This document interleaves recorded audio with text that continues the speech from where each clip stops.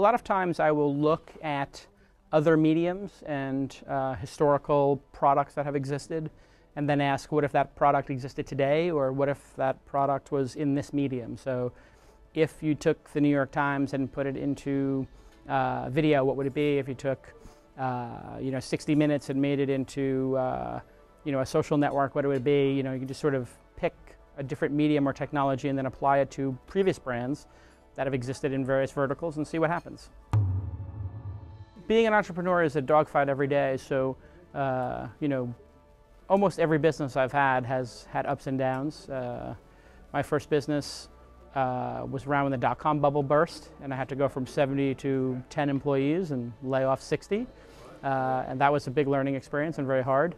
And then other businesses I've had have just grown like weeds and rockets, and you have to roll with the punches as an entrepreneur and not let those things get you down. You just understand it's part of the game. Sometimes you're going to win, sometimes you're going to lose, and if you work hard, you're going to win more than you lose. Building a great team, and just many times I've gone out socially with the different teams and that I've built over the years, and those have always been some of the highlights. Some of the events I've produced have been a lot of fun, yeah, that's what I would say. And the sale, of course, of one of my companies was a big highlight. Raising money sometimes, when you actually get somebody to give you some money to run a business, that can be rewarding. I've always been inspired by a lot of different artists who took risk. So whether it was Lenny Bruce or Bob Dylan, or just risk takers in general, I like. People who don't conform and who are willing to try something different even if they fail. I like those kind of people. As you get older, it becomes not about winning, but the effort that goes into it.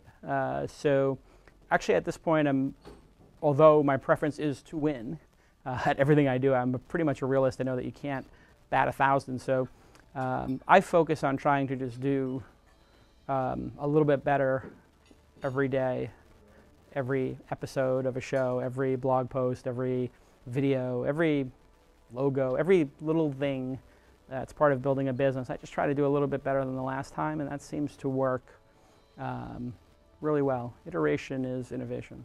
It takes a level of intensity and a level of risk-taking that I don't think everybody's comfortable with, and I don't think everybody should take, to be honest. I wouldn't encourage somebody who's got to put 3 kids through school to sell everything to try to build some website that's going to change the world, but I wouldn't tell them not to either. It's really a very personal decision if you're going to do it or not, and you'll know if it's your calling. But it is a calling, and it is hard, and you will fail, and you might succeed. But for people who are true entrepreneurs, it's never really that much of a decision. They just have to do it. It's not like they ask themselves, should I do this or not? They just do it. Any good entrepreneur is going to do a lot of research, talk to a lot of people, and try to understand and plan out what they're going to do. You want to be very strategic. So, there's a lot of reasons why a business will not work, and one of them is execution and the stuff that you do, and then a larger one is what's going on outside of your company, like the marketplace. So if you're made the best fax machine in the world and the internet shows up and everybody's got email, your fax machine is suddenly not very valuable. No matter how good you execute on your plan to make the best fax machine ever, it's meaningless. So I think planning, research, strategy, talking to people, it doesn't mean that you listen to everything you hear. I mean, most of the great innovative businesses will not even be understood by half the people you talk to. But the smart people will consider them, and if you talk to 10 smart people, maybe 2 or 3 will understand what you say, and 4 or 5 will understand it and not think it's going to work, and 1 or 2 will not understand it at all.